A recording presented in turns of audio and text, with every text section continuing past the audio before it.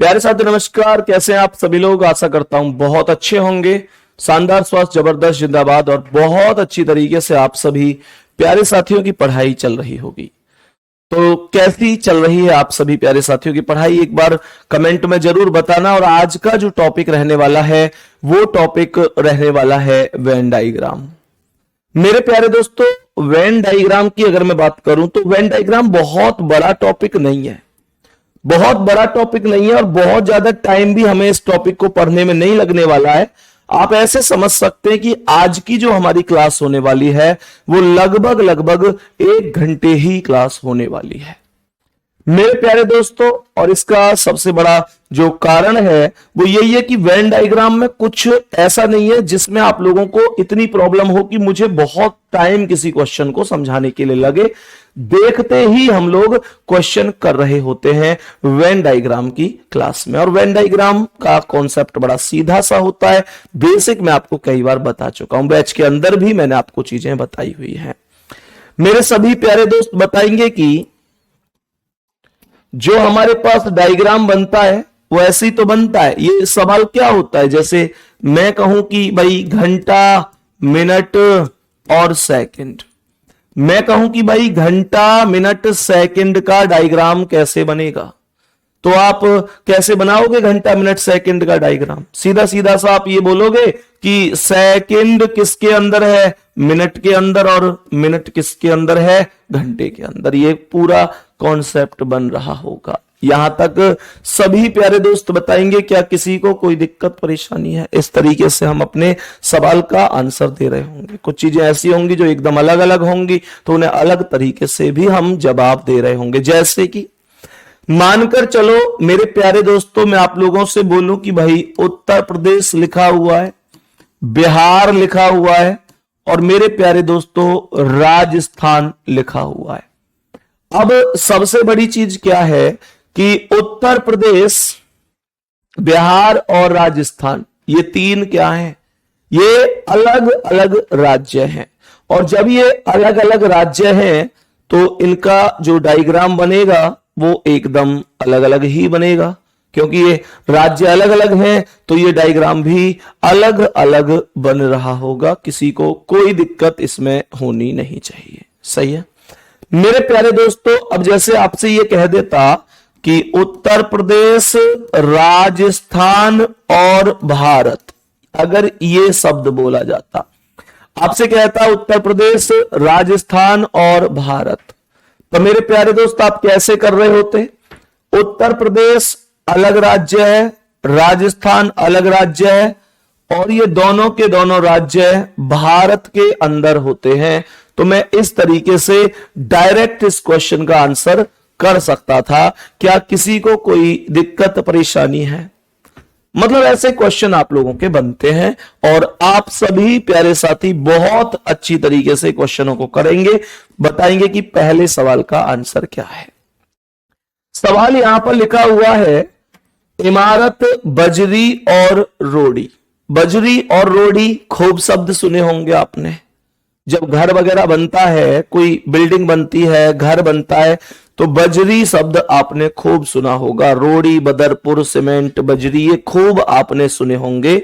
मेरे प्यारे दोस्तों, इसका जो आंसर होगा वो ए ऑप्शन होगा, क्योंकि रोड़ी बजरी में ही आता है और बजरी इमारत में आता है।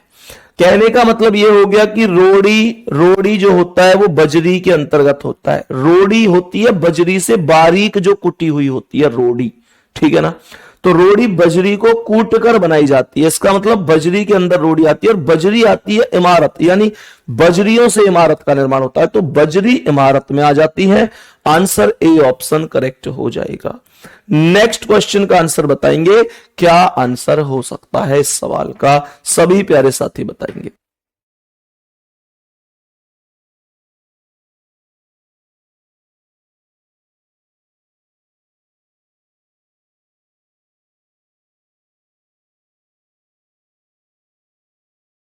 आयरलैंड, डबलिन और यूनान। क्या बोला? आयरलैंड, डबलिन और यूनान। बताओ जल्दी से क्या आंसर हो सकता है। मेरे सभी प्यारे दोस्त ध्यान से समझेंगे, इस सवाल का आंसर कौन सा होगा। ध्यान से कोशिश करते हैं। डबलिन, डबलिन आपने सुना होगा कि डबलिन राजधानी है आयरलैंड की। आयरलैंड की राजधानी का नाम डबलिन हो जाएगा। फिर आगे अब आता है यूनान। तो यूनान मेरे प्यारे दोस्तों अलग होगा, यूनान एकदम अलग है, तो आंसर हो जाएगा ए ऑप्शन। आंसर क्या बोलेंगे, ए ऑप्शन करेक्ट जवाब हो जाएगा। नेक्स्ट क्वेश्चन बताएंगे इसका आंसर क्या है।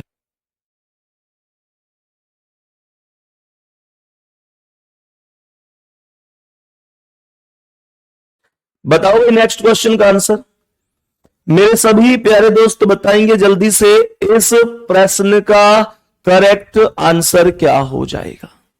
नाभिक, प्रोटॉन और न्यूट्रॉन, है ना, न्यूक्लियस, प्रोटॉन एंड न्यूट्रॉन। जल्दी से बताओ क्या करेक्ट जवाब हो जाएगा इस प्यारे से सवाल का।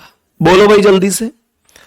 तो सवाल में मेरे प्यारे दोस्तों नाभिक के अंदर ही प्रोटॉन और न्यूट्रॉन पाए जाते हैं, ये आप सभी प्यारे साथी जानते होंगे। प्रोटॉन और क्या, प्रोटॉन और न्यूट्रॉन दोनों पाए जाएंगे नाभिक के अंदर, और आंसर हो जाएगा ए ऑप्शन। आंसर हो जाएगा ए ऑप्शन, कोई दिक्कत नहीं है। नेक्स्ट क्वेश्चन का आंसर बताओ। सवाल में यहां पर नए नए शब्द लिखे हुए हैं।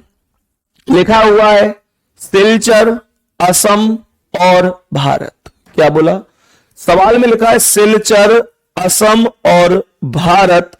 मेरे प्यारे दोस्त बताओ क्या आंसर हो सकता है। सिलचर क्या है, ये सिलचर क्या है, सिलचर असम में ही एक स्थान है। क्या बोलेंगे, सिलचर क्या है, सिलचर असम में ही मौजूद है। मेरे प्यारे वीर बताएंगे कि क्या आंसर होगा। सिलचर, सिलचर किसके अंदर मौजूद है, असम के अंदर, और असम किसके अंदर मौजूद है, भारत के अंदर, भारत के अंदर मौजूद है। तो मेरे प्यारे दोस्तों इसका अर्थ यह हुआ कि आंसर डी ऑप्शन करेक्ट हो जाएगा। इसका अर्थ क्या है बताएंगे कि कौन सा आंसर करेक्ट है, डी ऑप्शन करेक्ट है। तो बताएंगे कि कौन सा आंसर करेक्ट हो गया, डी ऑप्शन। इसका क्या करेक्ट हुआ था, ए ऑप्शन। इसका क्या करेक्ट हुआ था, ए ऑप्शन। इसका क्या करेक्ट हुआ था, ए ऑप्शन। अब चलो नेक्स्ट क्वेश्चन पर। नेक्स्ट क्वेश्चन का आंसर बताओ, इसका आंसर क्या होगा। लिख रहा है कुतुब मीनार दिल्ली और एफिल टावर। जल्दी से बताओ भाई क्या आंसर हो सकता है। सभी प्यारे दोस्त बताओ जल्दी से।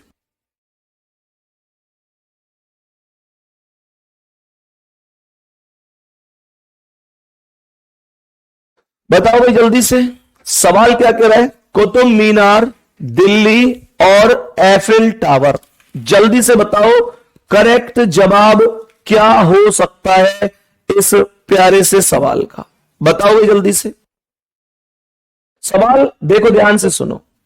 कुतुब मीनार कहां है, कुतुब मीनार कहां है, ऐसे समझेंगे और बताएंगे कि कुतुब मीनार कहां है। कुतुब मीनार मेरे प्यारे दोस्तों कुतुब मीनार दिल्ली में है।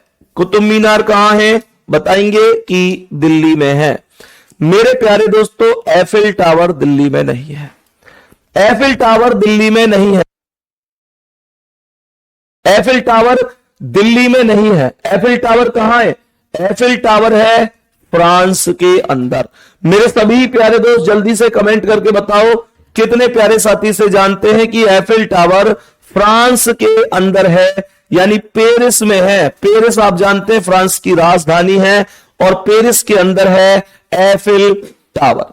बताएंगे यहां तक प्रश्न में कोई दिक्कत है, तो प्रश्न में बताएंगे कि यहां तक कोई दिक्कत है, सी ऑप्शन आपका राइट जवाब हो जाएगा। नेक्स्ट क्वेश्चन का आंसर बताओ गुड्डा। नेक्स्ट क्वेश्चन का आंसर बताओ।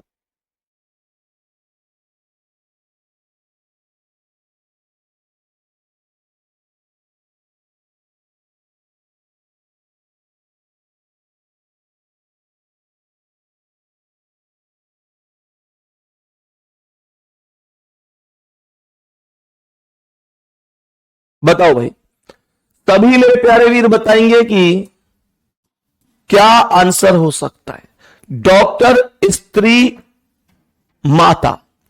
सवाल करें डॉक्टर, स्त्री और माता का सर्वोत्तम रूप से कौन प्रदर्शन कर सकता है, किसके हिसाब से आंसर बन सकता है। ध्यान से सुनना भाई, मुझे यह बताओ कि जितनी भी माताएं हैं वो सभी की सभी स्त्री हैं या नहीं। तो सभी माताएं स्त्री वर्ग में आएंगी, सभी माताएं स्त्री होंगी। हालांकि सभी स्त्री माता नहीं हो सकती, पर सभी माता स्त्री होंगी। अब बात करते हैं डॉक्टर की, तो ना तो सभी माताएं डॉक्टर हैं, ना सभी स्त्री डॉक्टर हैं। कुछ माताएं और कुछ स्त्री डॉक्टर होती है। तो मेरे प्यारे दोस्तों, यहां से ये डॉक्टर इस तरीके से आएगा। तो बताएंगे कि कौन सा आंसर सही है। आपके हिसाब से answer C option right answer हो जाएगा, कोई दिक्कत नहीं है। बताएंगे इसका आंसर क्या है। मेरे सभी प्यारे दोस्त बताएंगे इस प्रश्न का करेक्ट आंसर क्या है। सवाल लिखा हुआ है नोबेल पुरस्कार विजेता, ऐसा व्यक्ति जो नोबेल पुरस्कार विजेता है उसकी बात हुई है। फिर गणितज्ञ बोला है, फिर भौतिक शास्त्री बोला है। बताओ भाई जल्दी से बताओ सभी प्यारे साथी, सभी प्यारे दोस्त बताओ जल्दी से कि क्या आंसर हो सकता है।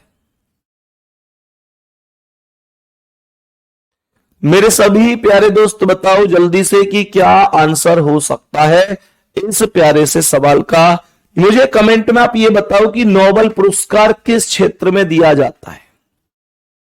नोबेल पुरस्कार निश्चित रूप से भौतिकी के क्षेत्र में दिया जाता है, लेकिन गणित के क्षेत्र में क्या नोबेल पुरस्कार दिया जाता है?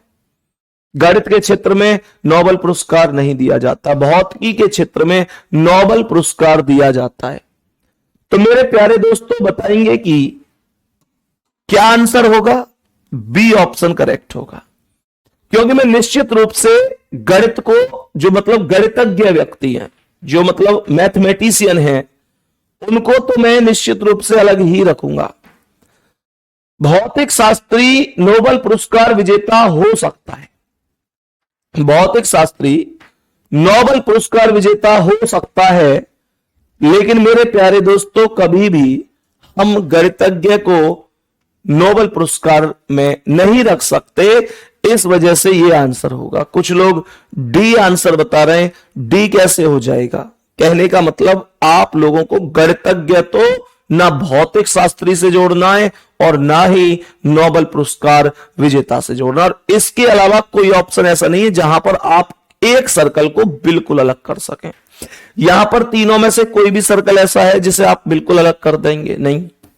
यहां पर तीनों में से कोई एक सर्कल ऐसा है जिसे आप बिल्कुल अलग कर देंगे? बिल्कुल अलग का मतलब जिसको बाकी किसी सर्कल से भी मिलाकर नहीं रखा जा रहा।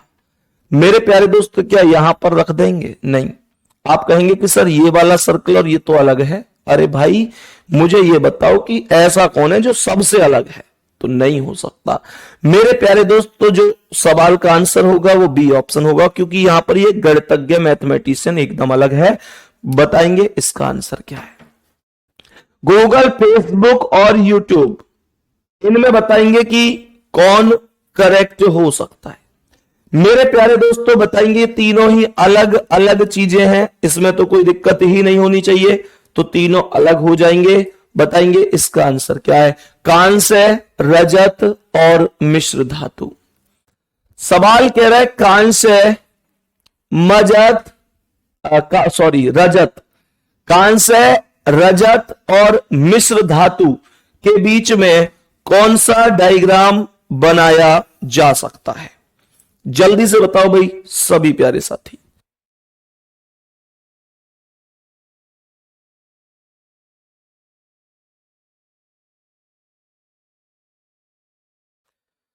सवाल करे कि कांस्य मतलब रजत और मिश्र धातु।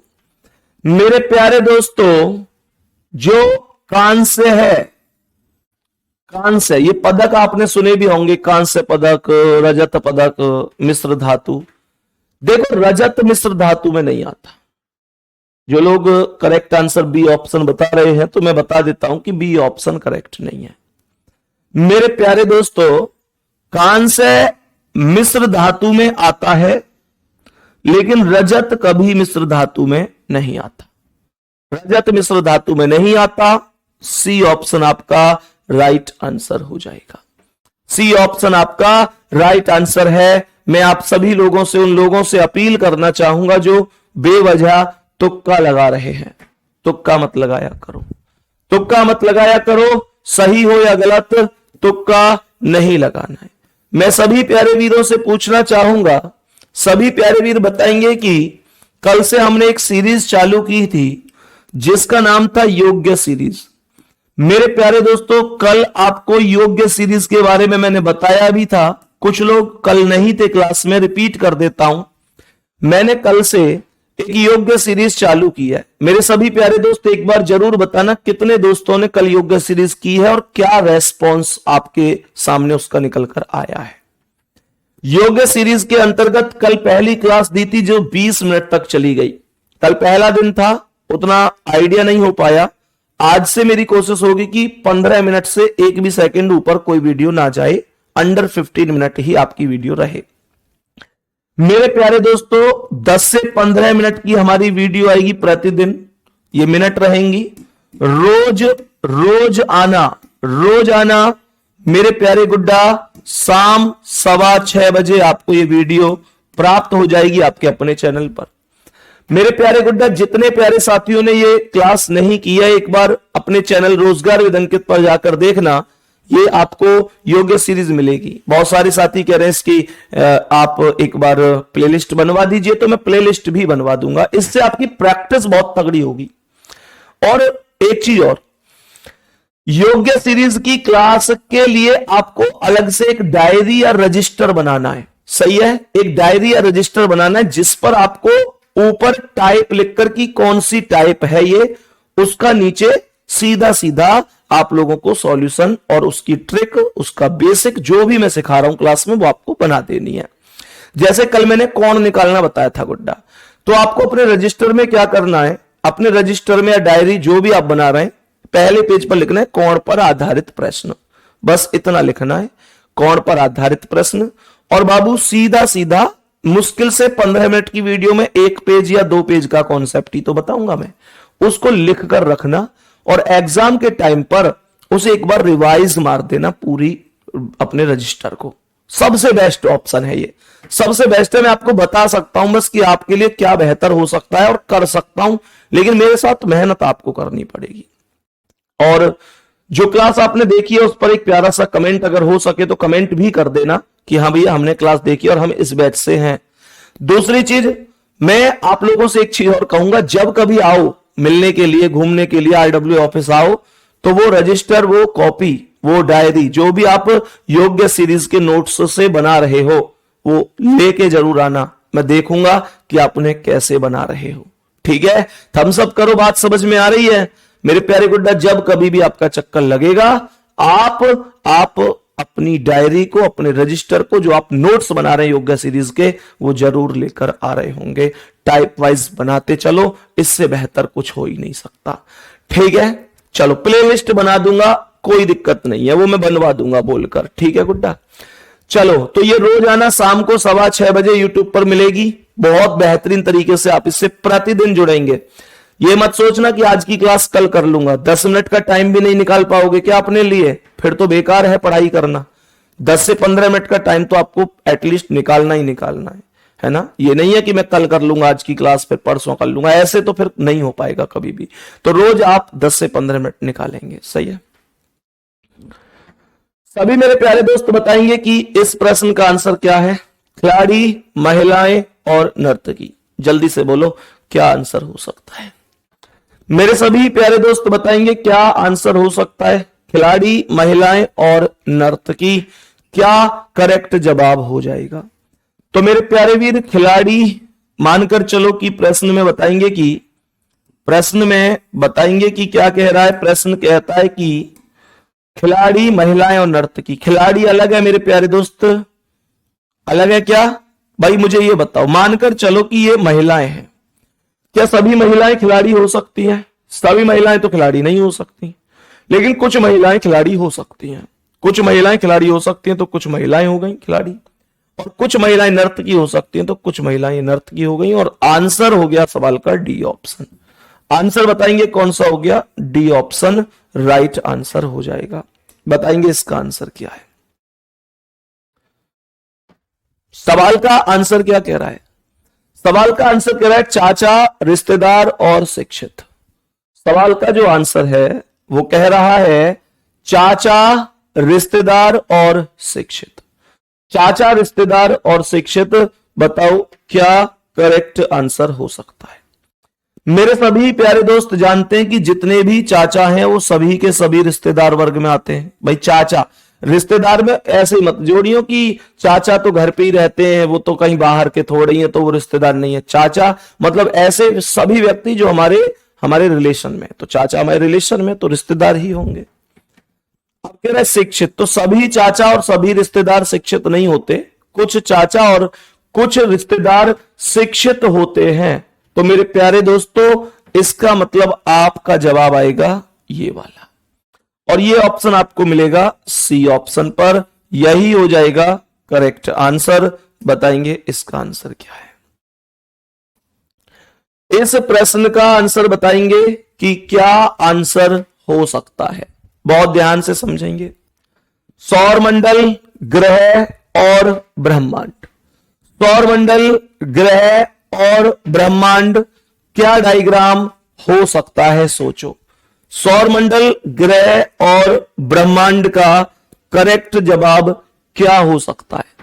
जितने भी ग्रह मंडल, जितने भी मतलब ग्रह होते हैं, मैंने कहा ग्रह मंडल नहीं, ग्रह, जितने भी ग्रह होते हैं सभी के सभी ग्रह सौर मंडल के अंतर्गत होते हैं।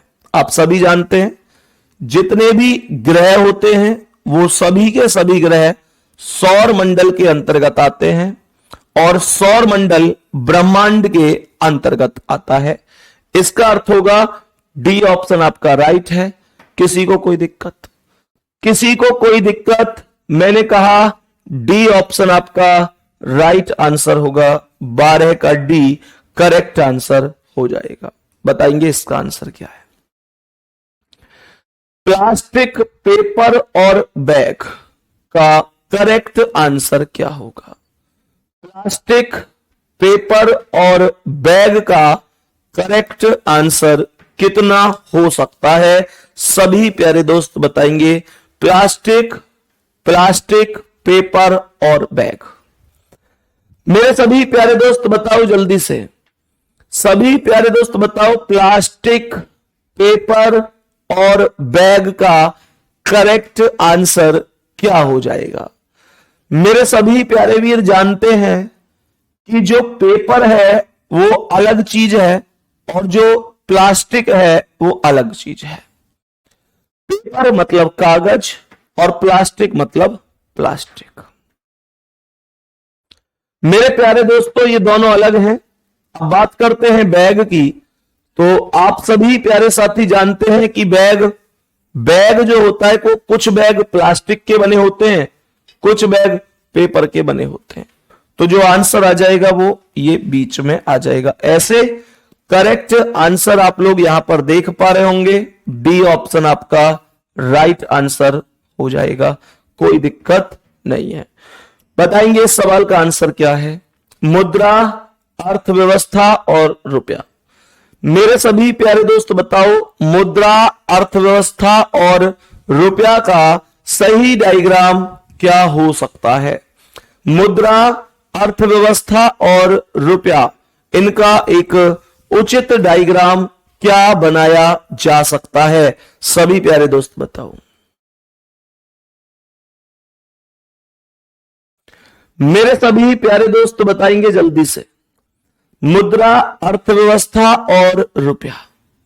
हम सभी प्यारे साथी जानते हैं कि जो रुपया है, रुपया मुद्रा ही तो है। अब रुपया हमारे देश में चलता है, लेकिन ये जरूरी थोड़ी है कि हर एक देश में रुपया ही चलता है। बहुत सारे देश हो सकता है, मतलब हो क्या सकता है, होता है ये कहीं डॉलर चल रहा है, कहीं दीनार है, कहीं पौंड है, कहीं कुछ है ना। तो मेरे प्यारे दोस्तों वो सब की सब वहां की मुद्राएं हैं। जो रुपए का प्रयोग हम करते हैं वो उनका प्रयोग करते हैं। हमें कोई चीज खरीदनी है तो क्या देंगे? रुपया। उन्हें कोई चीज खरीदनी है तो वो अपनी मुद्रा देंगे। लेकिन ये सभी की सभी अर्थव्यवस्था है। कह रहे हैं ना अर्थव्यवस्था बढ़िया हो रही है, अर्थव्यवस्था डगमगा रही है। तो अर्थव्यवस्था डगमगा रही है मतलब क्या है? इसका मतलब पैसे का अभाव है, धन का अभाव है, मुद्रा का अभाव है, रुपए का अभाव है। हमारे लिए रुपए का अभाव है तो अर्थव्यवस्था डगमगा रही है। उनके लिए जो उनकी मुद्रा उसका अभाव होना अर्थव्यवस्था डगमगाना। बात समझ में आ रही है? तो इसका मतलब यह हुआ कि ये आएगा ऑप्शन नंबर सी। ये आएगा ऑप्शन नंबर सी। बताएंगे कि इस सवाल का आंसर क्या है। पक्षी, शतुरमुर्ग और चमगादड़। जल्दी से बताओ भाई। 15वां सवाल है ये आज की क्लास का। आज की क्लास तो मुझे लगता है छोटी क्लास रहेगी, क्योंकि 25 क्वेश्चन है आज की क्लास में। टॉपिक ही छोटा है, इसमें कोई क्या ही कर सकता है। खैर कोई दिक्कत नहीं है, हमारा टारगेट है टॉपिक को बेहतर तरीके से करना। कल 2 घंटे का टॉपिक था तो क्लास 2 घंटे चली थी। जिस दिन 1.25 घंटे में हो जाता है तो 1.25 घंटे, 1.5 में तो 1.5। आज मुझे लगता है 1 घंटा भी शायद कंप्लीट ना हो पाए, क्योंकि 25 क्वेश्चन है और 15 पर हम पहुंच चुके हैं। इस सवाल के बाद हम अपने सवालों की टाइप बदल देंगे। बात आ रही है जी समझ में? हम टाइप बदल देंगे। पक्षी, शतुरमुर्ग और चमगादड़ के बीच में कौन सा डायग्राम आ रहा होगा? मेरे सभी प्यारे दोस्त ध्यान देंगे, जो शतुरमुर्ग है वो पक्षी वर्ग में ही आता है। शतुरमुर्ग पक्षी वर्ग में आता है। ए ऑप्शन सबसे ज्यादा क्लास में आ रहा है कि हां ए ऑप्शन राइट है। आपने क्या किया है? आपने शतुरमुर्ग लिखा है, फिर आपने पक्षी लिखा है और फिर आपने ऊपर से आपने क्या किया? शतुरमुर्ग लिखा, फिर चमगादड़ लिखा और दोनों को पक्षी वर्ग में बंद कर दिया। ये गलत डायग्राम है। अगर आप ऐसा कर रहे हैं तो ये भाई साहब गलत डायग्राम है। फिर मेरे प्यारे दोस्तों सही डायग्राम क्या है? तो सही डायग्राम ये होगा कि आप सभी प्यारे साथी इस चीज का विशेष ध्यान रखें कि जो शतुरमुर्ग है वो पक्षी वर्ग में ही आएगा, कोई दिक्कत नहीं है, पर चमगादड़ अलग होगा। चमगादड़ ध्यान से सुनेंगे, चमगादड़ पक्षी वर्ग में नहीं आएगा। चमगादड़ स्तनधारी वर्ग में आता है, स्तनपाई होता है ये, है ना। तो ये मतलब चमगादड़ बच्चे को जन्म देता है, उसे दूध पिलाता है, ये पक्षी वर्ग में नहीं आएगा। करेक्ट आंसर क्या होगा? करेक्ट आंसर हो जाएगा बी ऑप्शन, यही राइट है। बताएंगे इसका आंसर क्या है। अब यहां से टाइप बदल चुकी है, दूसरी टाइप आ चुकी है। सभी मेरे प्यारे दोस्त बताएंगे कि क्या आंसर हो सकता है। सभी प्यारे दोस्त बताएंगे। वेन आरेख में निम्नलिखित संख्याओं में कौन सी संख्या उन व्यापारियों को दर्शाती है जो केवल लेखक हैं? मेरे प्यारे दोस्तों यहां पर अलग अलग आकृति बनी हुई है। जैसे ये वाली आकृति व्यापारी को दर्शाती है, ये वाली आकृति लेखक को दर्शाती है। ध्यान देना, ये वाली आकृति वास्तुकार को दर्शाती है और ये आकृति खिलाड़ी को दर्शाती है। सवाल ने हमसे पूछा क्या है? सवाल ने कहा है कि उन व्यापारियों को दर्शाती है, व्यापारियों को, अर्थात ये वैल्यू होनी चाहिए जो केवल लेखक हैं। लेखक मतलब ये, अर्थात इसमें वैल्यू आनी चाहिए। और जो शब्द लगा हुआ है केवल, शब्दों पर ध्यान देना है। एक शब्द लगा हुआ है केवल, केवल का मतलब होता है कि ऐसे व्यापारी जो केवल लेखक हैं, अर्थात बाकी किसी में नहीं होना चाहिए। तो इसका मतलब यह हुआ कि ट्राइंगल से बाहर होना चाहिए। मेरे प्यारे दोस्तों ट्राइंगल तो खिलाड़ियों का है, और उसने बोला ऐसे व्यापारी जो केवल लेखक हैं। अगर ये कहता है ऐसे व्यापारी जो लेखक हैं, तो फिर मैं किसी को नहीं हटाता, फिर मैं ऐसे व्यापारी जो लेखक हैं, भले उसमें खिलाड़ी भी आता तो भी ले लेता, लेकिन उसने बोला ऐसे व्यापारी जो केवल केवल लेखक हैं, इसका मतलब बाकी कुछ नहीं होना चाहिए। ठीक है, अगर मैं ये बोलूं कि मैं बहुत सारे बैच पढ़ाता हूं, मैं बहुत सारे बैच पढ़ाता हूं, लेकिन मतलब मैं ऐसे बोलूं तुमसे कि मैं वैसे तो बहुत सारे बैच पढ़ाता हूं, पर केवल तुम्हारे बैच में ही सुपर 30 चला रहा हूं, तो इसका मतलब क्या है? इसका मतलब है कि मैं बाकी बैचों में सुपर 30 नहीं चलाता। केवल का मतलब यही तो हुआ, है ना। मतलब मैं अगर ये बोलूं कि मैं कई बार महीने में विदेश जाता हूं, केवल जहाज से जाता हूं, तो इसका मतलब बाकी किसी साधन से नहीं जाता। मैं अगर ये बोलूं कि मैं खेलता हूं पर केवल क्रिकेट खेलता हूं, इसका मतलब बाकी खेल नहीं खेलता हूं। मैं जूस तो पीता हूं केवल केवल मौसमी का, तो केवल मौसमी का। मैं जूस पीता हूं केवल अनार का, केवल अनार का। मैं सब्जेक्ट तो पढ़ता हूं, सब्जेक्ट तो पढ़ता हूं, है ना। मैं रीजनिंग सब्जेक्ट तो पढ़ता हूं, लेकिन केवल वेन डायग्राम, तो इसका मतलब केवल वेन डायग्राम। सही है। तो मेरे प्यारे दोस्त, मैं उम्मीद करता हूं कि आप इस चीज को प्रॉपर तरीके से समझे होंगे। अब सुनो ध्यान से, उन व्यापारियों को दर्शाता है जो केवल लेखक हैं, तो ऐसी संख्या केवल 2 होगी जो व्यापारी में आ रही होगी और लेखक में आ रही होगी, तो वो संख्या केवल 2 होगी। तो बताएंगे कि करेक्ट आंसर क्या है, बी ऑप्शन। ठीक है जी। नेक्स्ट क्वेश्चन आएंगे और बताएंगे इसका आंसर क्या है। नेक्स्ट क्वेश्चन आएंगे और बताएंगे इसका आंसर क्या है। कह रहा है वेन आरेख में निम्नलिखित में से कौन सी संख्या युवा और मेहनती श्रमिकों को दर्शाती है। ध्यान से सुनना, युवा युवा युवा मतलब यंग, मेहनती श्रमिक मतलब यहां पर कह रहा है कि हार्ड वर्कर्स, और वफादार मतलब लॉयल। तो कौन सी संख्या युवा मेहनती श्रमिकों को दर्शाती है? युवा होने चाहिए, मतलब सर्कल में आने चाहिए। बताएंगे कि सर्कल में आने चाहिए, युवा है। तो कह रहा है कि मेहनती श्रमिक यानी हार्ड वर्कर्स होने चाहिए, ट्राइंगल में आने चाहिए, पर वफादार नहीं होने चाहिए, मतलब इस आयत में, इस वाली में नहीं आनी चाहिए, इसमें नहीं आना चाहिए। तो मेरे प्यारे दोस्तों क्या बोलोगे? सवाल में ऐसा कौन है जो इसके अंदर मौजूद नहीं है और बाकी दोनों में कॉमन है? तो मेरे प्यारे दोस्तों बताओ, बाकी दोनों में जो कॉमन है ट्राइंगल में और सर्कल में, तो ऐसा नंबर 6 है।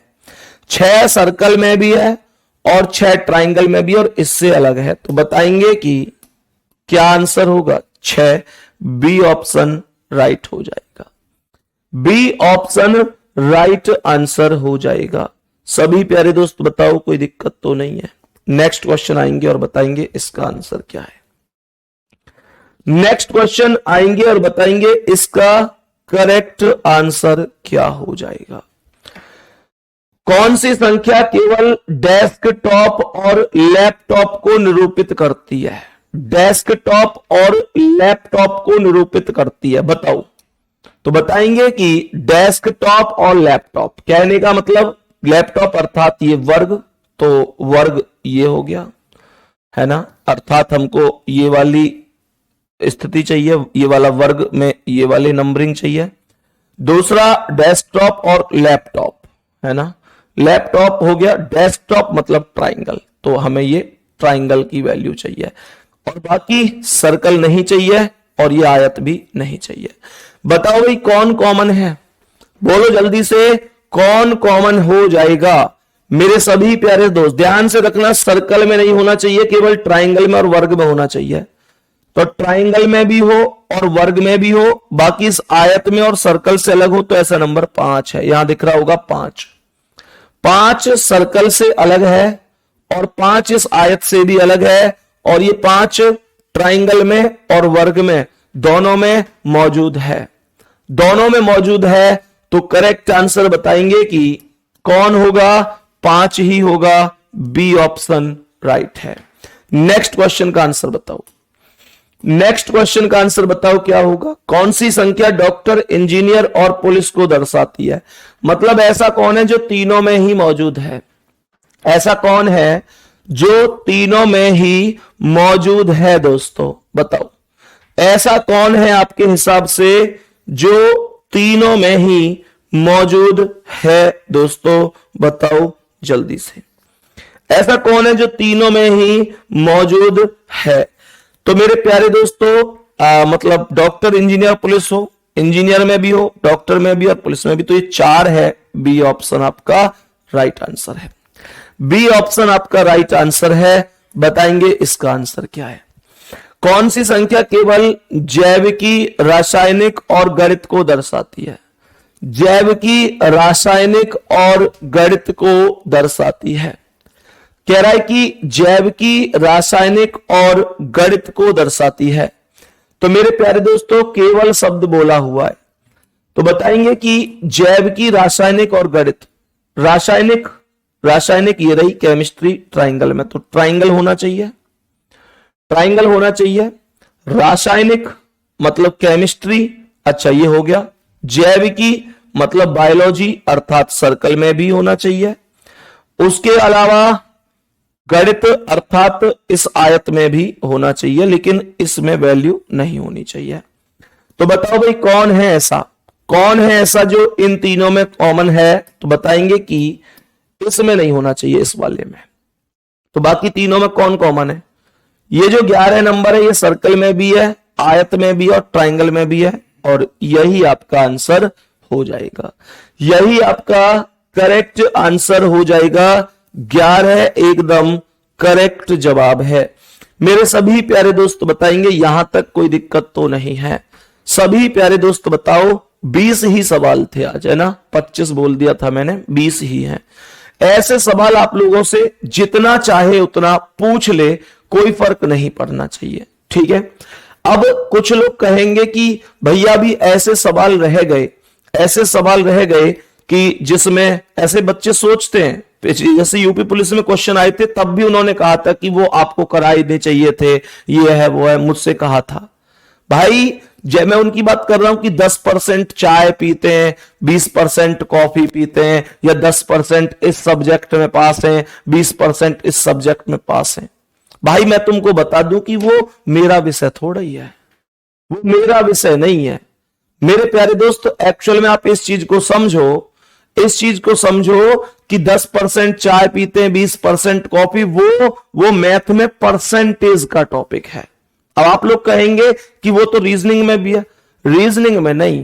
एक्चुअल में उस टाइप को टीचर वेन डायग्राम की टाइप से पढ़ा देते हैं कि भाई 10% दोनों में हुए, 5% इसमें हुए, 10% इसमें हुए, ऐसे करके। वो सवाल को कराने का एक तरीका है, सवाल को कराने का एक तरीका है। तो मेरे प्यारे दोस्त मैं उनको कभी भी अपनी क्लास में नहीं कराता हूं, मैं उनको रीजनिंग में मान के ही नहीं चलता हूं। ये एक कहने वाली बात है कि कहने वाले कह सकते हैं कि यार वो तो रीजनिंग में भी है, पर आपने देखा होगा, आप मेरे प्यारे दोस्तों डालने वालों ने किताब में भी डाल रखे हैं, लेकिन आप सभी प्यारे साथी जानते हैं कि मैथ में जो परसेंटेज का टॉपिक है वहां पर वो क्वेश्चन हमको मिलते हैं, मैथ में परसेंटेज में मिलते हैं। जो चीज रीजनिंग में कराने की है, रीजनिंग की है, मैं कभी पीछे नहीं हटता। मैं हमेशा ये चाहता हूं कि आप सबको वो सारी चीजें मैं कराऊं। लेकिन मेरे प्यारे दोस्तों आप खुद सोचो, जो चीज मानकर चलो केवल इस वजह से आप इस टॉपिक को रीजनिंग में जोड़ने, मतलब इस टाइप को रीजनिंग में जोड़ने लग जाओ कि जी ये जो टाइप है, ये टाइप हमारी ऐसी है कि भाई इसमें आ रही है, तो इससे थोड़ा ही मतलब होता है। मतलब इस चीज से होता है कि ये तो एक तरीका है सवाल कराने का कि डायग्राम के माध्यम से करा दो। लेकिन मेरे प्यारे गुड्डा, मैं आप लोगों को यहां पर 2 ही कैटेगरी कराऊंगा वेन डायग्राम में हमेशा, एक वो जिसमें सर्कल वाली पिछले अभी कराया, मतलब जो दोनों मैंने आज कराई है, ठीक है ना? बाकी मैं उम्मीद करता हूं बहुत अच्छी तरह से आपको समझ में आया होगा। कल मुलाकात करेंगे आपसे एकदम नई क्लास के साथ शानदार तरीके से। मेरे प्यारे दोस्तों मेहनत करते रहो बढ़िया तरीके से। मिलते हैं अगली क्लास में। धन्यवाद, नमस्कार, जय हिंद, जय भारत।